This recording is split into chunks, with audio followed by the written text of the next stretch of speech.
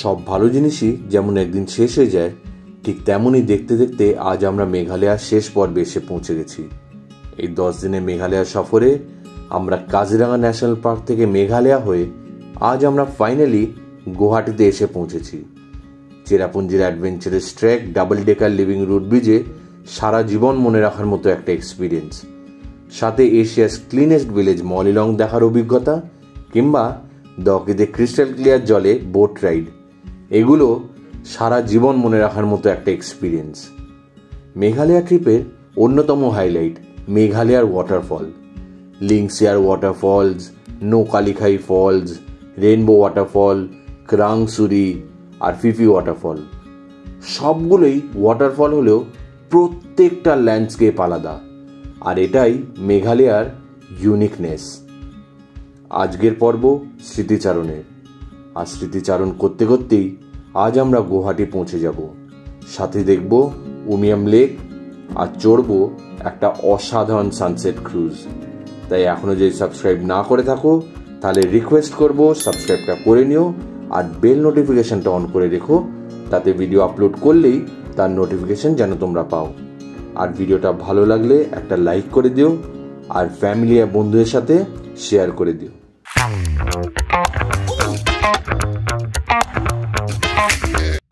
সকাল সকাল ব্রেকফাস্ট করে আজ আমরা বেরিয়ে পড়েছি গুয়াহাটির উদ্দেশ্যে। শিলং থেকে গুয়াহাটি প্রায় 100 কিলোমিটার মতো, আর টাইম লাগবে 2.5 ঘন্টা মতো। কিন্তু মাঝে আমরা উমিয়াম লেক যাব। সময়ের অভাবে আমরা উমিয়াম লেক নিচে নেমে আর দেখিনি, ওটা পরের বারে আসামের ট্রিপের জন্য রইল। উমিয়াম লেক হলো একটা ম্যানমেড রিজার্ভার, শিলং থেকে প্রায় 15 কিলোমিটার মতো। আর উমিয়াম লেক যদিও প্রথমে একটা রিজার্ভার হিসেবে বানানো হলেও এটা এখন একটা পপুলার ট্যুরিস্ট ডেস্টিনেশন। এখানে নানা রকমের ওয়াটার স্পোর্টস আর অ্যাডভেঞ্চার ফ্যাসিলিটিসও আছে, যেমন কায়াকিং, বোটিং ইত্যাদি। গুয়াহাটিতে পৌঁছতে আমাদের দুপুর হয়ে যায়, আর আমরা হোটেলে চেক ইন করে লাঞ্চ করে বেরিয়ে পড়ি সানসেট ক্রুজের জন্য, যেটা ব্রহ্মপুত্র নদীর ওপর 1 ঘন্টার একটা রাইড। যারা আমার মতো সূর্যাস্ত পছন্দ করো বা যারা সানসেট স্কাই ভালোবাসো, তারা ডেফিনেটলি এই এক্সপিরিয়েন্স ট্রাই করতে পারো, ভালো লাগবে। আমরা অ্যালফ্রেস্কো গ্র্যান্ড বলে একটা কোম্পানির থ্রু দিয়ে এই সানসেট ক্রুজটা বুক করি। বলে রাখি, এটা কিন্তু কোনো পেড প্রমোশন নয়, আমার পার্সোনাল এক্সপিরিয়েন্স ভালো তাই শেয়ার করলাম, যাতে তোমরাও এটা এনজয় করতে পারো। অ্যালফ্রেস্কো গ্র্যান্ডের ওয়েবসাইট থেকেই বুকিং করা যায়।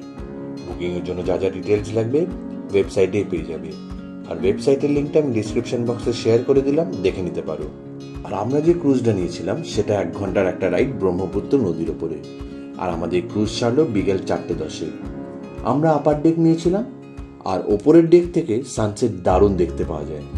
আমাদের আপার ডেকে চার্জ পড়েছিল 750 টাকা পার পার্সন, আর বাচ্চাদের 600 টাকা পার পার্সন। আর ভিউ যেমন বললামই, অসাধারণ দেখতে পাওয়া যায়।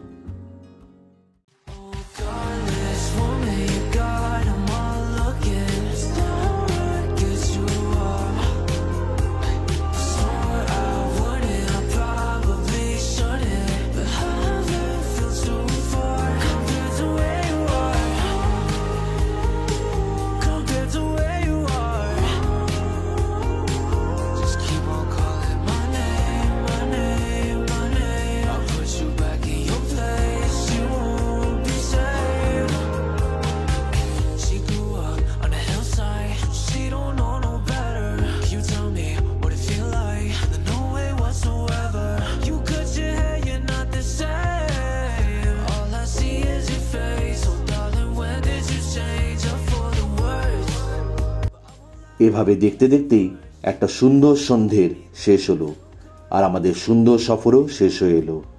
পরের দিন বিকেলে গুয়াহাটি থেকে আমাদের ফ্লাইট ছিল কলকাতার জন্য।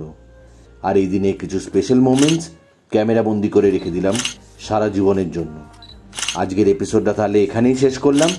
ভিডিওটা ভালো লাগলে চ্যানেলে একটা সাবস্ক্রাইব করে দিও, আর বন্ধুদের আর পরিবারের সাথে ভিডিওটা শেয়ার করে দিও। দেখা হবে পরের ট্রাভেল সিরিজে, অন্য কোনো জায়গায়, অন্য কোনো সময়। Bye bye.